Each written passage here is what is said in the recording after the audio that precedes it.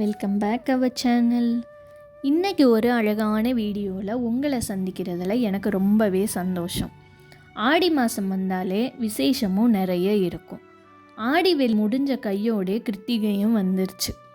இன்றைக்கே ஆடி கிருத்திகை சண்டேங்கிறதுனால எல்லாருமே லேட்டாக தான் தூங்கி எழுந்திரிச்சோம். கடகடன்னு வேலையை ஸ்டார்ட் பண்ணிட்டேன். அடுப்பெல்லாம் கழுவி தொடச்சி விட்டுட்டேன். அடுத்து வீட்டை பெருக்கி மாப் போட்டு விட்டுட்டேன். லாஸ்ட்டாக வெளியில் வாசலையும் பெருக்கி கழுவிட்டு கோலமும் போட்டு விட்டுட்டேன். நான் எப்போவும் சாயந்தரம் தான் சாமி கும்பிடுவேன். அதனால் எல்லா வேலையும் காலையிலே முடித்து வச்சுப்பேன். எனக்கு கொஞ்சம் ஈஸியாக இருக்கிற மாதிரி இருக்கும். அடுத்து சமையல் வேலை. நான் சமைக்க ஸ்டார்ட் பண்ணும்போது 12:30 ஆகிடுச்சு. என் பையனோட பேசிக்கிட்டே சமைக்கவும் ஸ்டார்ட் பண்ணிட்டேன். சாம்பார் சாப்பிட்ணும் போல் இருந்துச்சு. ஆனால் சாம்பாரில் போடுற மாதிரி காய்கறி இல்லை. அதனால் சும்மா சிம்பிளாகவே வெங்காயம் தக்காளி போட்டு பருப்பு சாம்பார் வச்சுட்டேன். காலிஃப்ளவர் 65க்கு சுடு தண்ணியில் போட்டு வச்சுட்டேன்.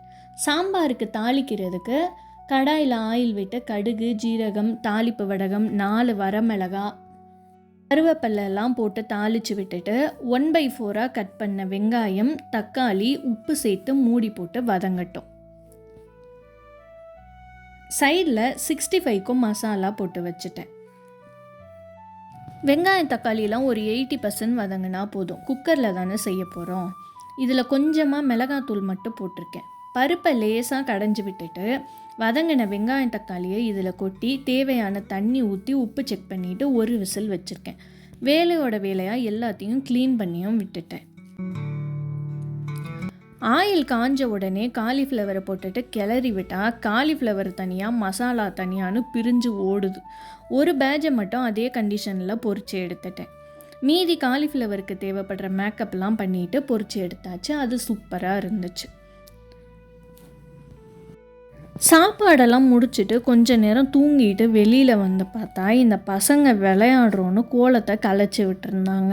மறுபடியும் வாசலை கழுவி விட்டுட்டு கோலம் போட்டு நானும் ரெடி ஆகிட்டேன். இந்த புடவை எங்கள் அம்மாவோடது. எனக்கு ரொம்ப பிடிக்கும். கட்டுறதுக்கும் அவ்வளோ சாஃப்டாக இருக்கும். இதோட கலர் காம்பினேஷனும் சூப்பராக இருக்கும். இன்றைக்கி பிரசாதத்துக்கு சேமியா பாயாசம் தான் செஞ்சுருந்தேன். இன்றைக்கி சாம்பிராணி போடுறதுக்கு கொட்டாச்சியை வச்சு தான் நான் நெருப்புக்கு ரெடி பண்ணியிருந்தேன்.